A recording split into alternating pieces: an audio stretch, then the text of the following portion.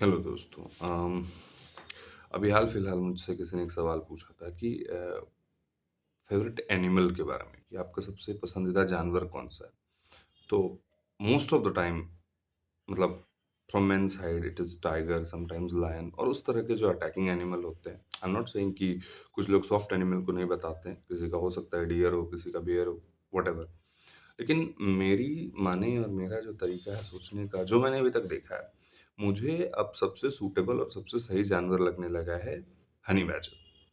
इसलिए नहीं कि हनी बैजर मतलब एक तो बहुत ज़्यादा लोग हनी बैजर के बारे में जानते नहीं हैं, कि आखिर किस तरह का जानवर है, उसकी प्रकृति क्या है।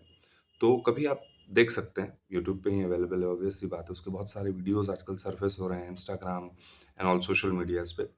बट द पॉइंट इज़ कि हनी बैजर के साथ एक तो नेचर ने उसको प्रोवाइड कर रखा है कि उस तरह की उसकी बनावट है, शारीरिक बनावट है कि मतलब most of the time most of the attack से वो बच जाता है। बीट, हाइनास, वाइल्ड डॉग्स, कोबराज़ और हनी बी और एनीथिंग। पर उसके साथ सबसे जो उसकी इम्पोर्टेंट जो कैरेक्टरिस्टिक कह सकते हैं उसका वो है, उसका मतलब वो जो रवैया है, जो एटीट्यूड है कि मतलब बहुत ही ज़्यादा जिसको कहते हैं ना दृढ़ निश्चयी, हालाँकि देसी लैंग्वेज में अगर कहें बिहार के स्टाइल में तो थेत्थर होता है वो।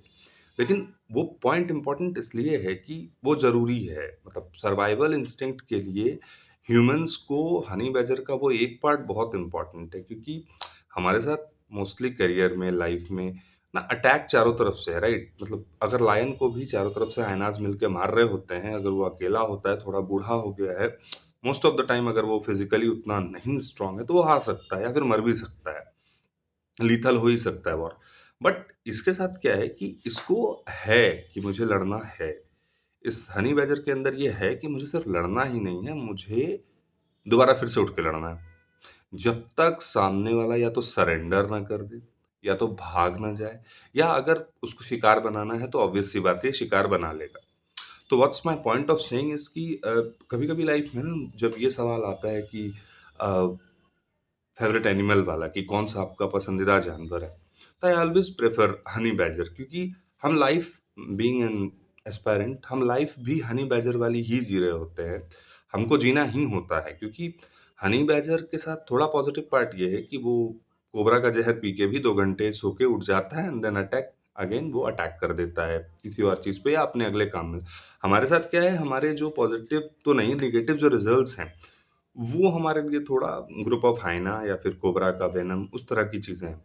तो वहाँ से वापस उठने के लिए क्या है कि हमको हनी बैजर वाला एटीट्यूड अपनाना पड़ेगा। अदरवाइज़ क्या होता है ना कि बहुत टाइम लगता है हील करने को। ये बात मैं शायद सबके लिए कह रहा हूँ। ऐसा नहीं है कि करियर में ही हनी बैजर बनना होता है। Honey badger is the thing जो बनना ज़रूरी है। मुझे ये नहीं पता कि हनी बैजर कितना पॉज़िटिव एनिमल में आता है, इकोसिस्टम वगैरह-वगैरह एनवायरनमेंट की बातें छोड़ देते हैं। लेकिन अगर मैं बात करूँ ज़िद्दीपने की तो yes, it is very important to be the honey badger. तो जब भी आपको लाइफ़ में लगे कि मतलब बहुत पीछे छूट रहे हैं, बहुत ज़्यादा अटैक्स हो रहे हैं या फिर बहुत ज़्यादा फेलियर्स वाली फीलिंग आ रही हो, तो एक बार हनी बैजर खोल के ज़रूर देख लेना क्योंकि literally telling you without saying a single word that little animal is मतलब टन्स ऑफ मोटिवेशंस अकेले कंटेन करता है वो। अब ये नेचर ने उसको प्रदान किया है, वेल एंड फाइन, पर हम तो ह्यूमन्स हैं, हमारी तो अडैप्टिव कैपेबिलिटी है ही, तो वी कैन अडैप्ट इट। सो मेरा फेवरेट एनिमल हनी बैजर है।